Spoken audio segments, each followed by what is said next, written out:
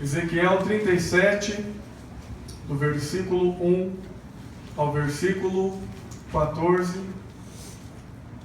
Aleluia. Amém? Os irmãos encontraram? Amém. Glória a Deus. Diz assim a palavra do Senhor: Veio sobre mim a mão do Senhor, e o Senhor me levou em espírito e me pôs no meio de um vale que estava cheio de ossos, e me fez andar ao redor deles, e eis que eram muito numerosos sobre a face do vale, e estavam sequíssimos. E me disse: Filho do homem, poderão viver esses ossos? E eu disse: Senhor Jeová, tu o sabes. Então me disse: Profetiza sobre estes ossos, e dize-lhes: Ossos secos, ouvi a palavra do Senhor. Assim diz o Senhor Jeová a estes ossos: Eis que farei entrar em vós o Espírito, e vivereis. E porei nervos sobre vós, e farei crescer carne sobre vós, e sobre vós estenderei pele, e porei em vós o Espírito, e vivereis, e sabereis que eu sou o Senhor. Então profetizei como se me deu ordem, e houve um ruído enquanto eu profetizava, e eis que se fez um reboliço, e os ossos se juntaram, cada um ao seu osso. E olhei, e eis que vieram nervos sobre eles, cresceu a carne, estendeu-se a pele sobre eles por cima, mas não havia neles espírito. E ele me disse: Profetiza ao Espírito, profetiza ao Filho do Homem, e dize ao Espírito: Assim diz o Senhor Jeová: Vem dos quatro ventos, ó Espírito, e assopra sobre estes mortos para que vivam. E profetizei como ele me deu ordem. Então o Espírito entrou neles, e vieram, e viveram, e se puseram em pé um exército grande em extremo. Então me disse: Filho do homem, estes ossos são toda a casa de Israel. Eis que dizem: os nossos ossos se secaram, e pereceu a nossa esperança. Nós estamos cortados. Portanto, profetiza e dize-lhes: Assim diz o Senhor Jeová: Eis que eu abrirei as vossas sepulturas, e vos farei sair das vossas sepulturas, ó povo meu, e vos trarei a terra de Israel. E sabereis que eu sou o Senhor, quando eu abrir a vossa sepultura, e vos fizer sair das vossas sepulturas, ó povo meu, e porei em vós o meu espírito, e vivereis, e vos porei na terra, e sabereis que eu, o Senhor, disse isso e o fiz, diz o Senhor. E nós fizemos aqui, irmãos, uma leitura da palavra do Senhor, a um texto que, diga-se de passagem, é um texto bastante conhecido, não é verdade? É um texto conhecido do povo de Deus, um texto onde já foi tirado daqui, extraído daqui muitos hinos, das quais alguns nós ouvimos aqui nesta noite. E é um texto, irmãos, onde nós podemos olhar para ele e encontrarmos algumas promessas de Deus dentro desse texto.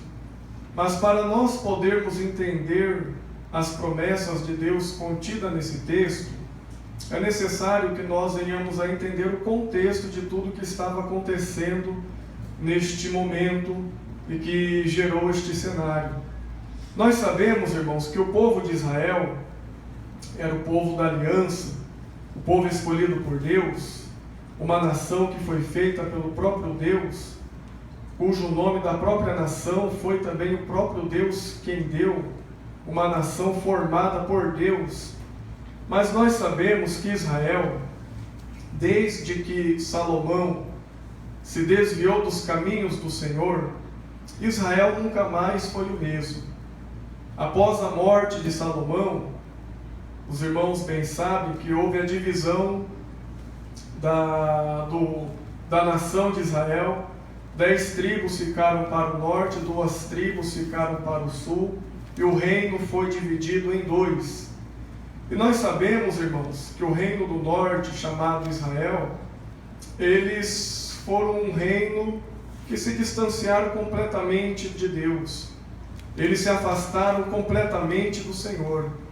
Haja vista que o primeiro rei de Israel, após a divisão das tribos, o rei Jeroboão, ele levou o povo a se afastar de Deus quando ele levantou 2 bezerros de ouro para que o povo viesse adorar os bezerros de ouro, e desta forma Israel deixou os caminhos do Senhor. Após Jeroboão, surgiu outros reis ímpios também em Israel. E os irmãos bem conhecem a fama de muitos dos reis que surgiram em Israel, como o rei Acabe.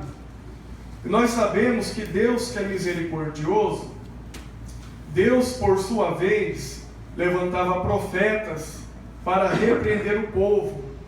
Deus, por sua vez, enviava profetas para trazer o povo de volta para a presença de Deus. Deus, por diversas vezes, Deus sacudiu Israel para que Israel pudesse perceber que eles estavam num caminho de destruição, para que Israel pudesse perceber que eles estavam distante de Deus. E Deus enviava profetas, Deus usava os profetas, Deus operava sinais através dos profetas, mas ainda assim o povo continuava se distanciando cada vez mais do Senhor. E nós sabemos, irmãos, que Jesus, embora lá em Apocalipse, nós vemos que Jesus, uma da promessa para os que vencerem, é que se assentarão com Ele no seu trono. Embora Jesus, Ele pode até dividir o seu trono, uma coisa o nosso Deus, Ele não divide, é a sua glória. Deus, Ele não divide a sua glória. E por isso que o salmista dos Salmos de número 115, ele diz: não a nós, Senhor, não a nós, mas ao teu nome da glória. Porque a glória é somente para Deus. A glória é somente de Deus. E Deus não aceita dividir a sua glória com mais ninguém. E o povo de Israel estava adorando outros deuses, caminhando por outros caminhos, até que Deus então entrega Israel na mão dos assírios, e Israel é levado cativo para a Síria por causa dos seus pecados. Mas quando nós olhamos para o reino do sul, a nação de Judá, embora na nação de Judá houve reis que fossem tementes a Deus, mas é verdade também que por vez ou outra entrava reis que não temia a Deus. E todas as vezes que surgia no trono de Judá um rei que não temia a Deus, o povo se desviava dos caminhos do Senhor. Houve um rei chamado Manassés, um rei ímpio, um rei cujo coração estava totalmente distante de Deus. Ele não somente não adorava a Deus, como ele fazia questão de se levantar contra tudo aquilo que viesse ser motivo de adoração a Deus. Manassés, ele levou a nação de Judá a se afastar dos caminhos do Senhor. E a verdade é que o povo de Judá, a nação de Judá, durante todo o período, desde a divisão das tribos, eles estavam muito parecidos com o povo no período dos juízes. Um tempo estava adorando a Deus, mas outro tempo estava distante de Deus.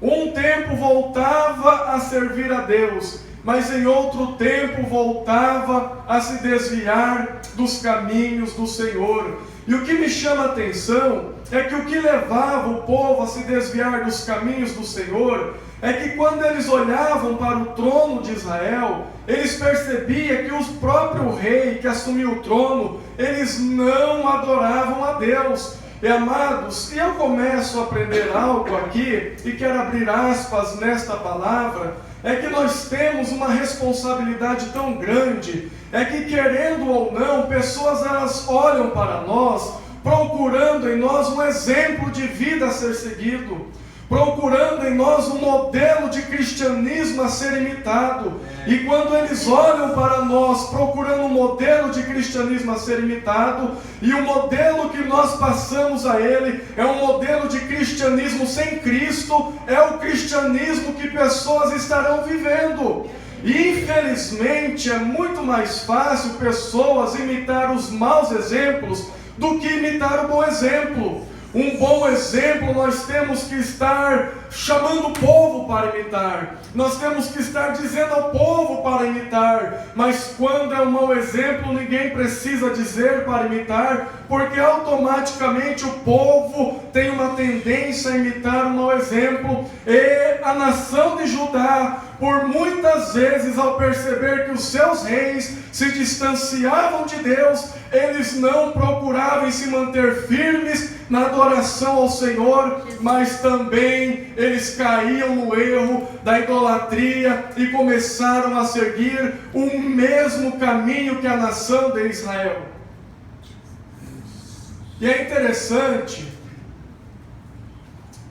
que quando nós olhamos a nação de Judá, no período do rei Joacás, a nação de Judá estava totalmente afastada dos caminhos do Senhor. A nação de Judá estava totalmente distante dos caminhos do Senhor.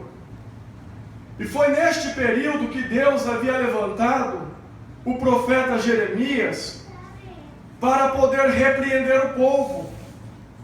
E o profeta Jeremias, levantado por Deus, conduzia o povo através da pregação ou da palavra de Deus, conduzia o povo ao arrependimento.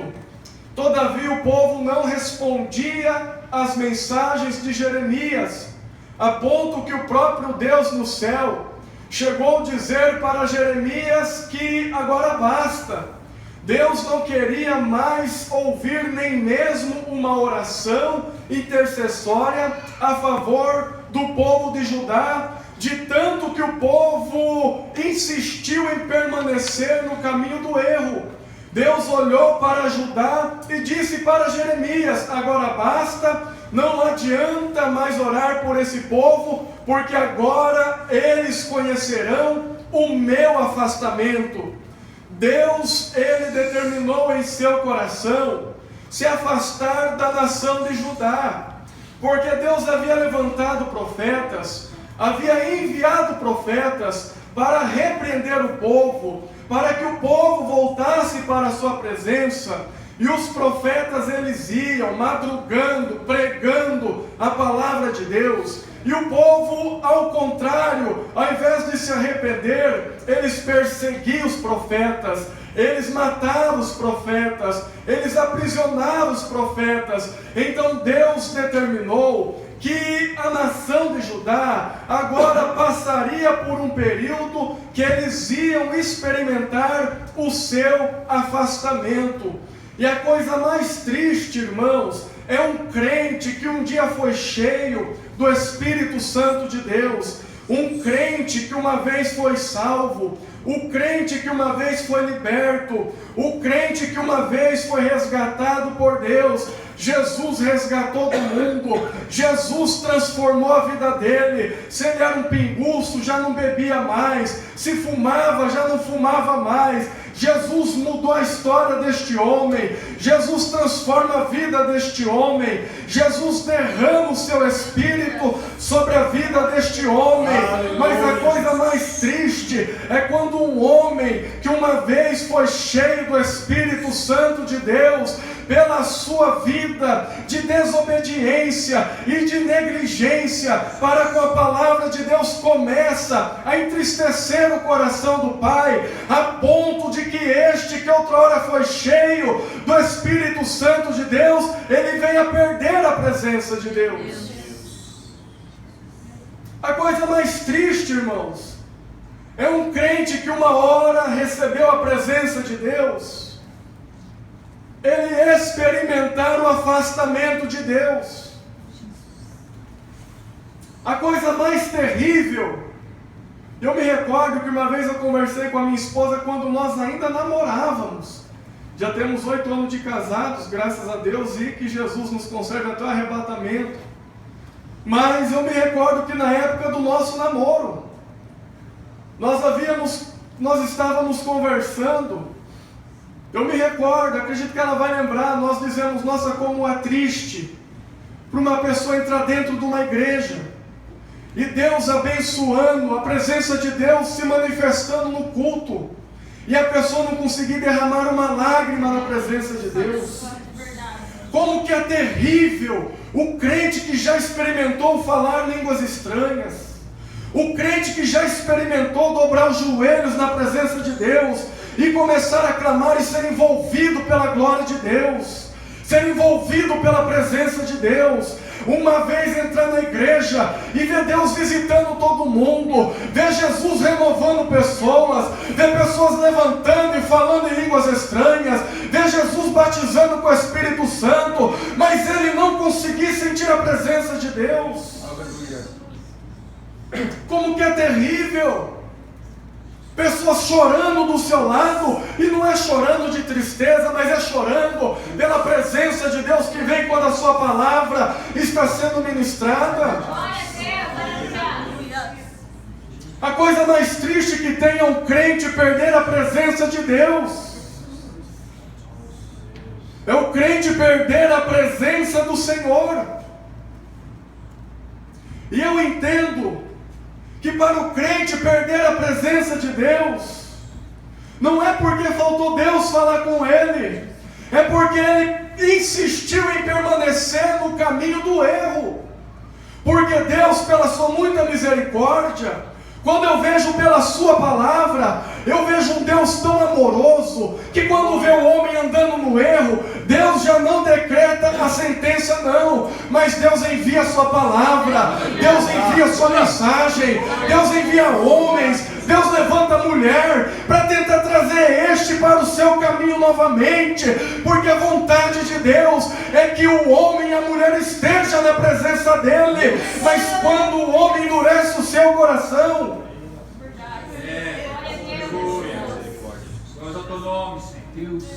acontece o mesmo que aconteceu com a nação de Judá.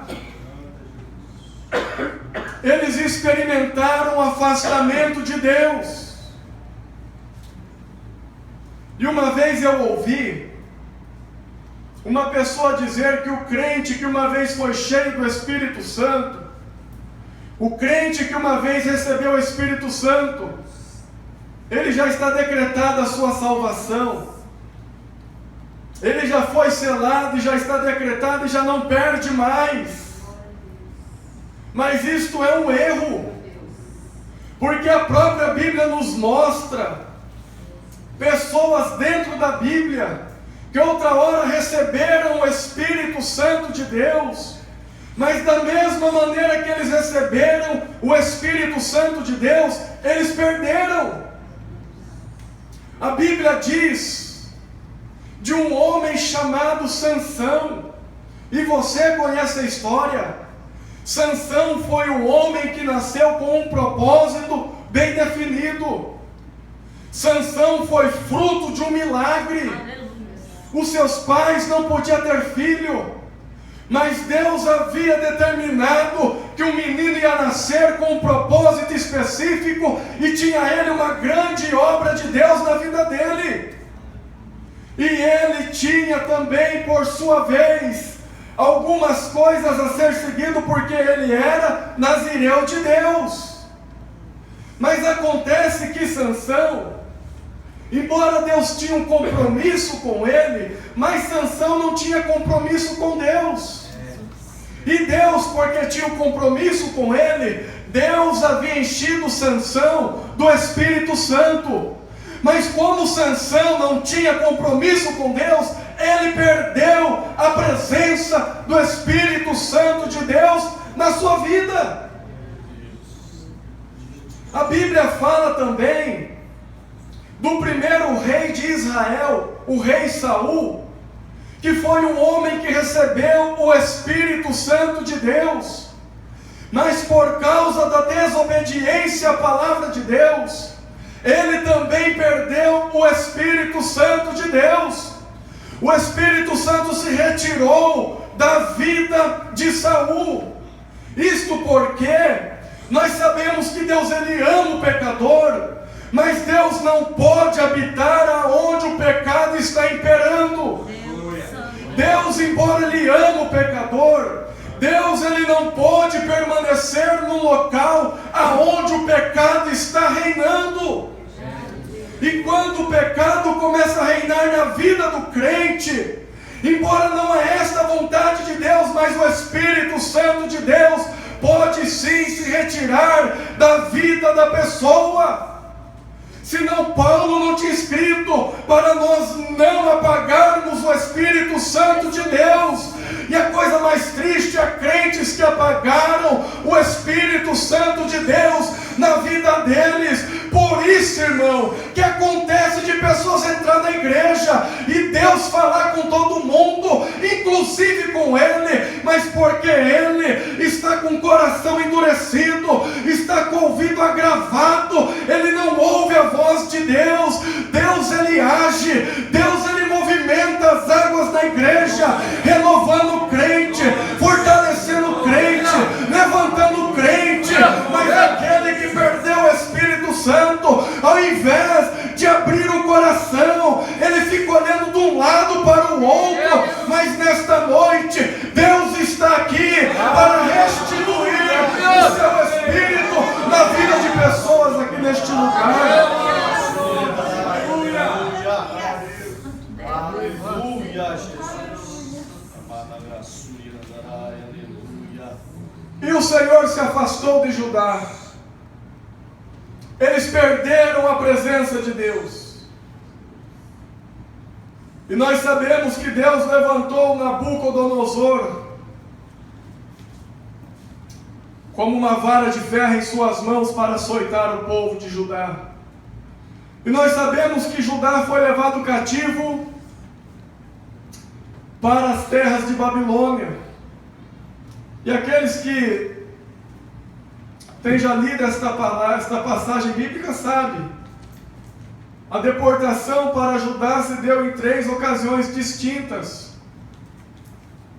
E o profeta Ezequiel, ele foi levado para a Babilônia na segunda deportação, quando Nabucodonosor, ele levou o rei Joaquim e levou 10.000 varões de Judá, entre os príncipes, os sábios, enfim, sendo inclusive levado nesta ocasião aqueles jovens Daniel, Azarias, Misael e Ananias. E foi neste período em que o profeta Ezequiel também foi levado para Judá. Foi num período de muita tristeza e de muito sofrimento. Embora talvez você já tenha estudado esta passagem e tenha percebido que aparentemente o povo judeu que estava cativo na Babilônia, eles tinham uma vida não tão ruim comparada quando eles estavam no Egito, aparentemente, porque eles tinham, alguns deles tinha casa, inclusive o próprio profeta Ezequiel. Mas quando nós analisamos a Bíblia Sagrada, nós podemos perceber que o povo de Judá, nas terras da Babilônia, eles estavam sofrendo muito. Nas terras da Babilônia, eles estavam sofrendo muito. E quando nós olhamos para o livro de Salmos, nós encontramos os Salmos de número 137, que é um Salmos que foi composto por aqueles que estavam cativos na Babilônia. E o salmista dos Salmos de número 137, Ele registra dizendo: junto aos rios da Babilônia nos assentamos e choramos, lembrando-nos de Sião, nos salgueiros que há no meio dela, penduramos as nossas harpas, porquanto aqueles que nos levaram cativos pediam uma canção, e os que nos destruíram, que os alegrássemos, dizendo: cantai-nos um dos cânticos de Sião. Mas como entoaremos o cântico do Senhor em terra estranha? E eu começo a conjecturar nesta palavra, porque nós podemos entender que o povo judeu, quando foi levado cativo para a Babilônia, a maior parte do povo judeu fizeram seu assentamento junto ao rio Quebar. E perceba que ali havia o maior número de povo judeu. E eu começo a imaginar,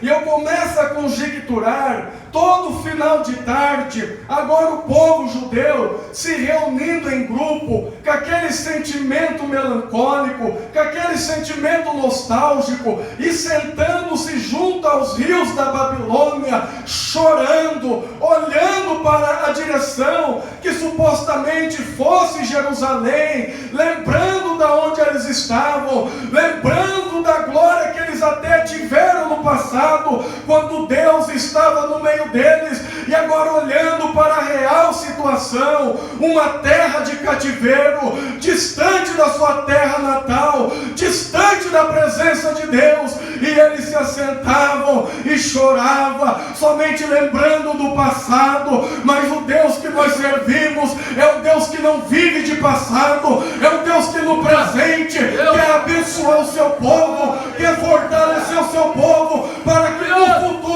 o seu povo viva com Ele para sempre.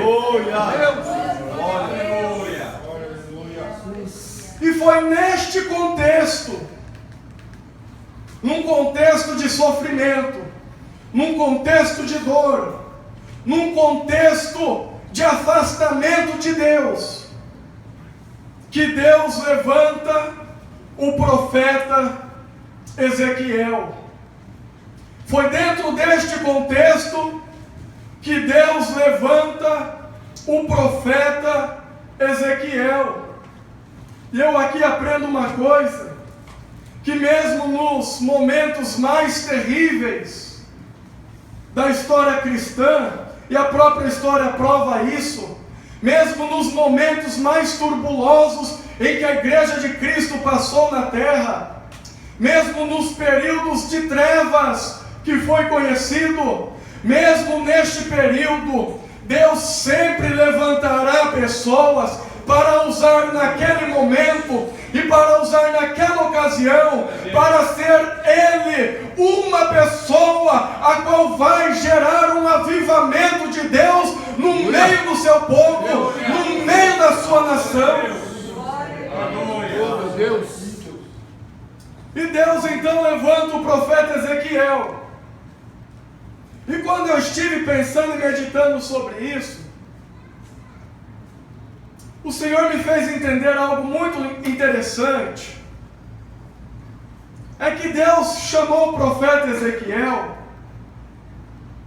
e o profeta Ezequiel, sabe os irmãos, ele era da tribo de Levi, e como ele era da tribo de Levi, ele era sacerdote. O seu pai era sacerdote, e porque o seu pai era sacerdote, ele também era sacerdote. Então ele, por natureza, ele já tinha um ministério sacerdotal. Mas Deus tinha uma outra chamada, além do ministério sacerdotal, na vida de Ezequiel. E a chamada de Deus para a vida de Ezequiel era o chamado para o ministério profético. Era o chamado para exercer o ministério profético. E eu entendo que, embora o chamado de Deus tenha se manifestado na vida do profeta Ezequiel, quando ele estava nas terras da Babilônia, porque Deus levantou ele para profetizar para o povo cativo na Babilônia, embora o chamado de Deus tenha se manifestado na vida dele quando ele estava com 30 anos de idade, E você pode verificar no capítulo 1, versículo 1 do livro de Ezequiel. Ele diz: e aconteceu no 30º ano. Ele cita o mês e cita até mesmo o dia. Este ano que o profeta está dizendo, os estudiosos têm sido unânimes em afirmar que é o ano de sua vida. Aos 30 anos de idade, Deus manifestou na vida dele, no momento certo, na ocasião certa, a chamada que Deus havia chamado lá atrás o profeta Ezequiel para ser profeta. Aleluia. E o que eu aprendo, irmãos, é que a chamada de Deus, quando Ele chama o homem, Deus Ele não chama o homem numa ocasião em que aconteceu algo de repente. Então Deus, como que se não tivesse uma segunda opção, Deus olha para a multidão e chama alguém dizendo: vem cá, é você que vou usar. Não é desta forma. Quando eu olho para a Bíblia Sagrada, eu aprendo que a chamada de Deus se dá na vida do homem quando ele ainda está sendo formado no ventre da sua mãe. O chamado de Deus ele dá quando Deus ainda está formando o homem no ventre da sua mãe. E Deus falou isto para o profeta Jeremias. Deus disse para Jeremias: quando eu te formava no ventre, eu te conheci, e antes que saísse da madre, eu te santifiquei, e as nações eu te dei por profeta. O apóstolo Paulo, lá no livro de Gálatas, capítulo 1, Paulo também diz que foi chamado por Deus desde o ventre da sua mãe, e pela sua graça havia sido separado por Deus. Eu aprendo, amados, que a chamada de Deus, ela se dá ainda no ventre, quando Deus está formando o homem. Mas perceba que Deus manifestou a chamada profética em Ezequiel com 30 anos, embora a chamada de Deus se dá no ventre, mas para Deus começar a manifestar a chamada dele na vida do homem, vai o tempo. Existe um tempo. E por que existe um tempo? Eu aprendo que nós precisamos aprender a esperar o tempo de Deus. A Bíblia diz de um moço chamado Marcos, o que escreveu o evangelho que leva o seu nome. Todo mundo que olhava para Marcos via nele uma chamada de Deus. Seu tio Barnabé olhava para Marcos e via nele uma chamada de Deus. O próprio apóstolo Paulo olhou para Marcos e viu nele uma chamada de Deus, porque ele tinha uma chamada de Deus. E quando o Espírito Santo lá na igreja de Antioquia chamou Barnabé e Saulo para a obra que ele havia os chamado, você vai lembrar que a Bíblia diz que foi Barnabé, foi Saulo, e eles levaram consigo João Marcos como cooperador. Mas quando o Espírito Santo de Deus bradou, ele foi muito claro em dizer: separai-me a Barnabé e a Saulo. Ele ainda não havia chamado João Marcos, mas porque era notório que aquele moço tinha uma chamada de Deus, Paulo e Barnabé já quiseram pegar o moço e colocar na obra de Deus. E foi ele para a primeira campanha missionária do apóstolo Paulo. E todos nós sabemos que no meio desta viagem missionária, João Marcos não resistiu à pressão da obra e ele voltou-se para trás. E porque ele voltou para trás, isto foi motivo de mais tarde gerar uma contenda entre Barnabé e Paulo. Porque na segunda viagem missionária de Paulo, Barnabé queria levar novamente João Marcos, mas para Paulo, João Marcos havia sido reprovado. Para Paulo, João Marcos já não tinha mais o que fazer. voltou para trás na primeira oportunidade. Mas acontece, queridos, que João Marcos, ele tinha uma chamada de Deus, mas tinha um tempo de Deus para a vida dele. Tinha um tempo em que Deus ainda ia amadurecer João Marcos, um tempo em que Deus ainda ia levantar João Marcos, e porque ele foi antes do tempo de Deus, quase que ele perdeu toda a sua chamada ministerial. Pensa você comigo, um obreiro naquela época ser rejeitado pelo próprio apóstolo Paulo. Pensa você, o nosso pastor Edevaldo dizia: olha, encosta esse obreiro porque ele já não serve mais. Imagine o que geraria no coração desse obreiro. Ele já não queria mais saber de nada, porque já não serve para mais nada. Imagine ser rejeitado pelo apóstolo Paulo. Imagine ser desprezado pelo apóstolo Paulo. Mas Deus, que é Deus, aleluia, Deus ainda trabalhou na vida de João Marcos. Aleluia. Você que está me ouvindo aqui nesta noite, eu sei que há entre nós, e não estou aqui querendo dizer que Deus está me revelando, porque nós somos crentes, nós temos entendimento e sabemos que na reunião de santos tem pessoas que foram chamadas por Deus, tem pessoas que têm vocação de Deus, tem pessoas aqui que Deus tem chamada para ser pregador, para ser pastor, para ser coordenador. Deus tem obra na vida de muitas pessoas. Não adianta, eu não quero aqui dizer que Deus está me revelando, porque nós sabemos, mas nós precisamos entender que ainda que nós estejamos sentados no banco, não significa que perdemos a chamada de Deus. Significa que no tempo certo Deus vai preparar momento, Deus vai preparar a ocasião para que a chamada dele se manifeste na nossa vida.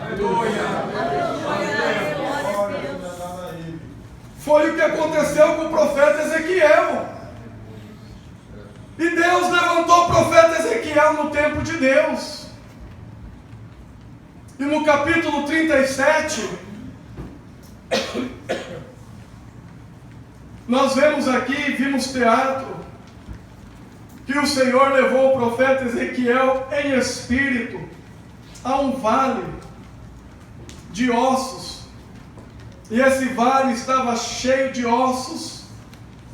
E quando o profeta começa a andar pelo vale, ele percebe que o vale estava cheio de ossos sequíssimos. E nós sabemos que este vale de ossos secos está de uma forma simbólica apontando para a morte, era mortos. E nós sabemos que este vale de ossos, no texto em que nós lemos até o versículo 14, você viu que no próprio texto, Deus disse para o profeta Ezequiel que aqueles ossos era a nação de Israel. No versículo 11, Deus disse para o profeta Ezequiel: filho do homem, estes ossos são toda a casa de Israel. Aquele monte de ossos era a própria nação de Israel. E quando Deus está dizendo a nação de Israel, Deus não está aqui apenas apontando para a tribo ou o reino do norte. Lembra as nações divididas? Mas Deus está dizendo a nação de Israel por inteira, as 12 tribos unidas.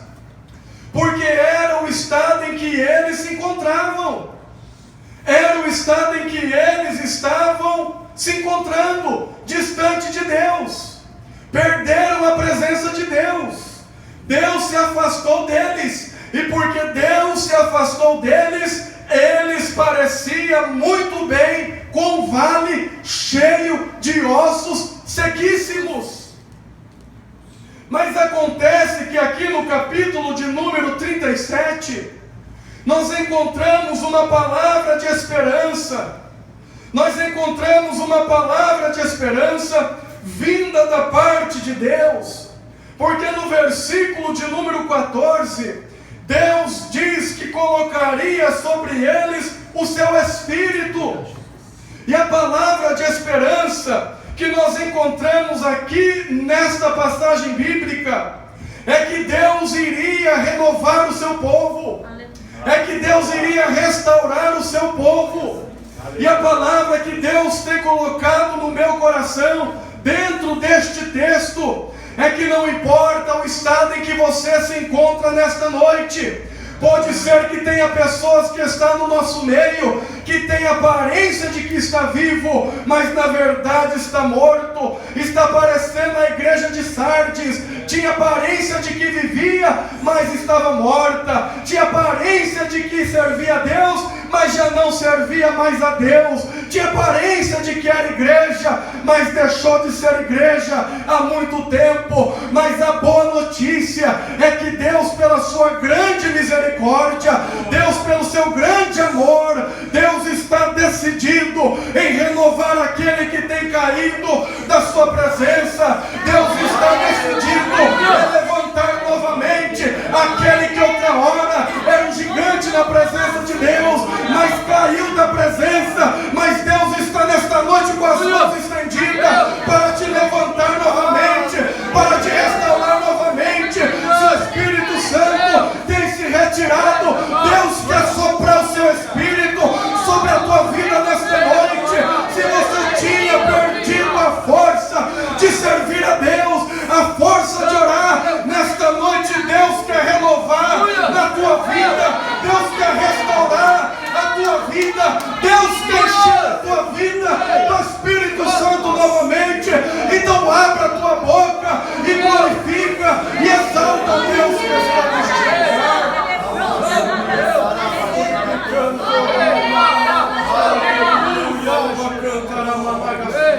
Se é coisa triste, irmãos, ver um crente que perdeu a presença de Deus. A coisa linda é ver este mesmo crente entrando na igreja e de repente o Espírito Santo começa a trabalhar, começa a agir, a pessoa vem se arrastando, Satanás segurando a pessoa para não vir. Ela chega dentro da igreja, senta no banco da igreja e Jesus vai agindo, Jesus vai operando, o Espírito Santo vai trabalhando e daí a pouco Satanás não resiste à presença de Deus, bate em retirada, o Espírito Santo enche essa vida e ele se levanta na presença de Deus.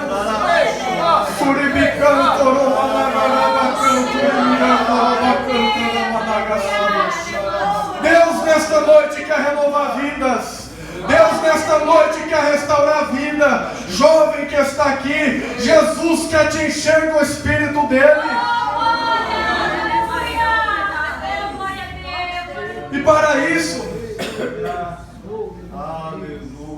eu já vou terminar, meu horário já está avançado. Vamos nos colocar de pé. E para isso Deus ele envia a sua palavra. O Senhor disse para o profeta Ezequiel, no versículo 4: então me dize, profetiza sobre estes ossos e diz-lhes: ossos secos, ouvi a palavra do Senhor. Deus, pela sua palavra, ele tem poder para restaurar vidas que estão caídas. Deus, pela sua palavra, ele tem poder de restaurar crentes neste lugar. A palavra de Deus, ela tem poder de limpar o crente, ela tem poder de lavar o crente, ela tem poder de santificar o crente. E é pela palavra de Deus que nós estamos de pé. Se entrou alguém caído aqui nesta noite, dê crédito à pregação da palavra, abra o coração à palavra, porque a palavra de Deus é que vai avivar a tua vida, a palavra de Deus é que vai renovar a tua vida, é a palavra de Deus que vai incendiar a tua vida, fazendo você ser um crente cheio da graça, cheio da glória e cheio do poder de Deus. É por isso, irmãos, que a palavra de Deus pregada, não pode deixar de ser anunciada. Tem pessoas que fazem uma confusão com o texto que está lá na segunda carta do apóstolo Pedro, no capítulo 3, o último versículo, quando Pedro ele escreve dizendo: antes crescei na graça e no conhecimento. E tem gente que faz uma confusão tremenda, dizendo que a graça, ou seja, as experiências, deve vir antes do conhecimento, e por isso tem tanto crente que tem deixado de ler a Bíblia, e tem pensado que somente orar, ok, não distorce o que eu vou dizer, mas tem crente que pensa: eu vou jejuar, eu vou orar, e está tudo bem, mas a palavra, onde está a palavra na sua vida? Pela própria palavra nós entendemos que a palavra ela precede o avivamento, não é o avivamento que precede a palavra. Olha Judá no tempo de Josias, Judá estava destruído até que acharam-se a palavra do Senhor no templo do Senhor, e porque acharam a palavra, Deus trouxe avivamento, Deus avivou todo aquele povo, eles foram avivados pela palavra do Senhor, e Deus quer avivar a tua vida aqui nesta noite. Deus quer encher a tua vida nesta noite. Aleluia.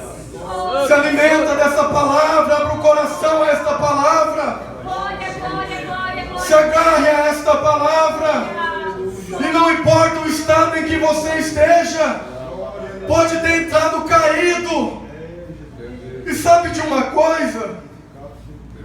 Eu sei que todo mundo aqui já experimentou isso. Nós somos carne, nós somos homem.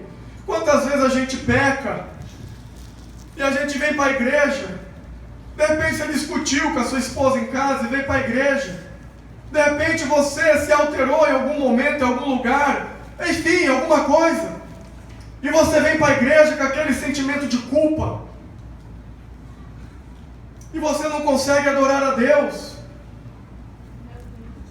Quem experimentou isso sabe o que eu estou falando. Você vem para a igreja com aquele sentimento de culpa, e quando você pensa dizer glória, você lembra: eu pequei contra Deus. E Satanás, que não é nada bobo, ele aproveita esse momento para dizer: você não pode adorar, você não pode adorar. E de repente o Espírito Santo está agindo, está movimentando as águas, e você: não, eu não posso, eu pequei.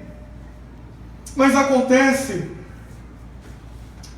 que a Bíblia diz que Jesus, um dos seus nomes, ele é conhecido como o varão do renovo.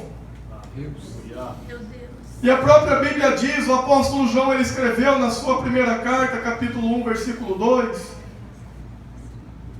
capítulo 2, versículo 1, o apóstolo João escreveu dizendo que se nós pecarmos, nós temos para com Deus um advogado, Jesus Cristo, seu Filho. Ele é a propiciação pelos nossos pecados, não somente pelo nosso, mas também pelo de todo mundo.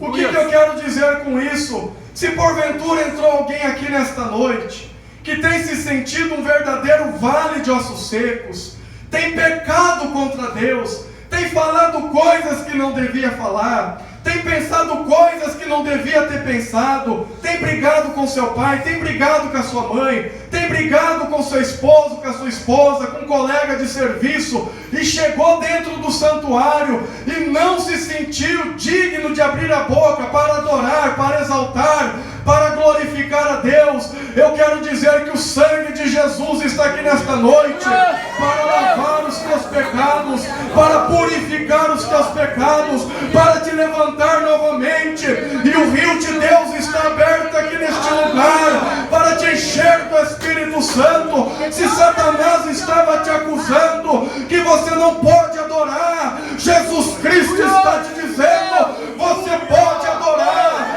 Abre a tua boca, adore, exalta e glorifica, porque pelo poder do sangue o teu louvor sobe, a tua adoração sobe, o teu aleluia sobe, e o Espírito Santo ele vai te alcançando, ele vai te tocando, ele vai te renovando.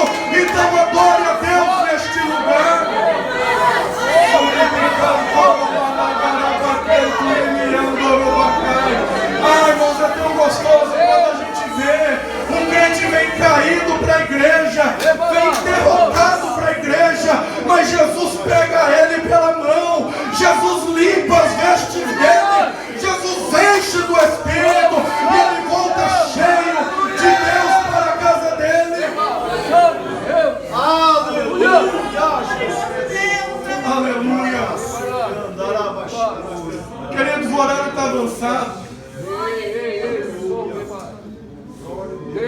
convidar você.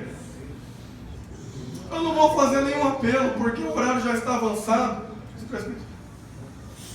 Amém, queridos? Irmãos, eu quero convidar você que está aqui nesta noite. E por esses dias você tem visto que a sua vida espiritual tem parecido mais com um vale de ossos secos do que com aquele tempo em que você passava horas na presença de Deus. Aquele tempo em que você ouvia um hino e sentia a presença de Deus de uma forma tão gloriosa. E de repente, dado as lutas, dadas as circunstâncias adversas, dado aos momentos difíceis, você tem se sentido vale de ossos secos. E o interessante é que, embora Israel era aquele vale de ossos secos, mas eles não deixaram de ser o povo de Deus. Embora fosse ele os vales de ossos secos, eles não deixaram de ser o povo de Deus.